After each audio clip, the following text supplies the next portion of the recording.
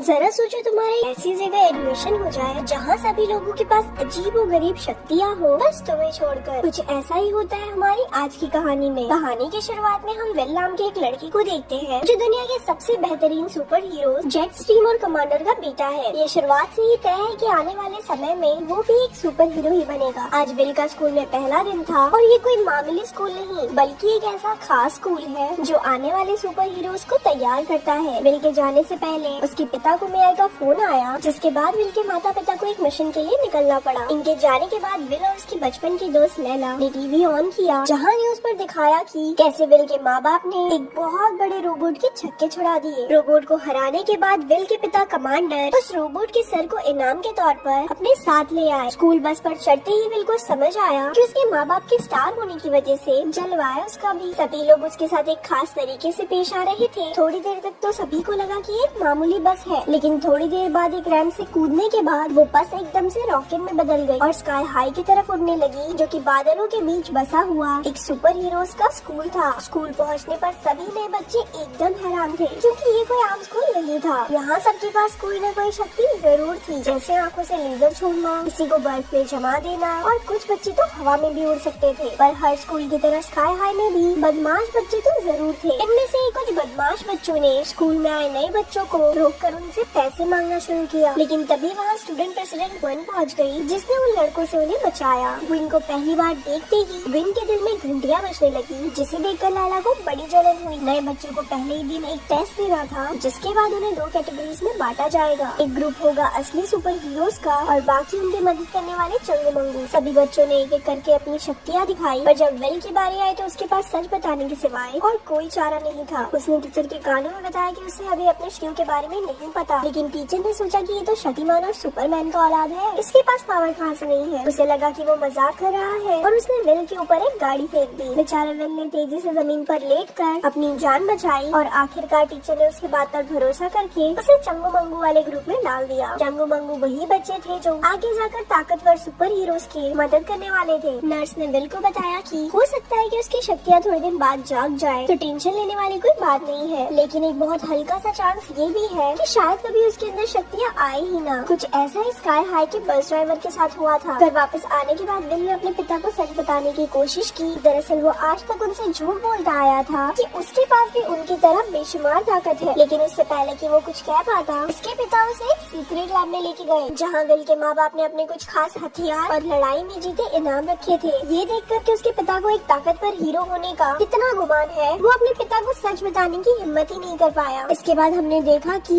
जिस रोबोट के सर को कमांडर लड़ाई के बाद उखाड़ लाया था, उसके अंदर एक कैमरा मौजूद था, जिसकी मदद से दो लोग कहीं दूर बैठकर विल और उसके पिता को देख रहे थे। अगले दिन से सभी स्टूडेंट की क्लासेस जोरों से शुरू हो गई। विल अब धीरे धीरे स्कूल को समझने लगा था और अपनी चंगू मंगू क्लास में उसकी बाकी सबके साथ भी बहुत अच्छी जमने लगी थी। एक रात विल और उसके दोस्त उसके घर पर पढ़ाई कर रहे थे, तब उसके पिता घर पहुँचे, जिन्हें देखकर सभी बच्चे बहुत खुश हुए। कमांडर को अभी तक लग रहा था कि विल सुपर हीरो वाली क्लास में है, लेकिन उसके दोस्तों की शक्तियाँ देखकर वो एकदम से समझ गए कि ये सारे तो चंगू मंगू गैंग वाले ही होंगे। कमांडर ने विल से कहा, देखो बेटा, ये चंगू मंगू गैंग के साथ खेलना कोई बुरी बात नहीं है, लेकिन कभी तो अपने सुपर हीरो दोस्तों से मिलवाओ हमें। विल समझ गया था कि वो ज्यादा दिनों तक अपनी सच्चाई नहीं छुपा पाएगा, तो उसने हिम्मत करके अपने पिता को बता ही दिया कि वो भी एक चंगू मंगू ही है, जिसे सुनकर कमांडर का तो दिमाग ही फट गया। वो कहने लगा कि वो टीचर जिसने तेरा टेस्ट लिया है ना, वो चिढ़ता होगा साला मेरे से, तभी उसने मेरे बच्चे को चंगू मंगू क्लास में डाला है। तो टेंशन मत ले बेटा, तेरा चाचा हल्क है, मैं अभी उसे फोन करता हूँ, वो सारा स्कूल ही तोड़ देगा। इनकी भैंस की टांग। जब वो गुस्से में कॉल करने के लिए फोन उठा रहा था, तो उसकी ताकत से फोन ही टूट जाता है। उसने 3-4 बार कोशिश की, लेकिन हर बार बटन दबाते ही फोन चकनाचूर हो जाता। विल ने हिम्मत करके अपने पिता को बताया कि इसमें टीचर की कोई गलती नहीं है, असल में उसके पास कोई सुपर पावर है ही नहीं, और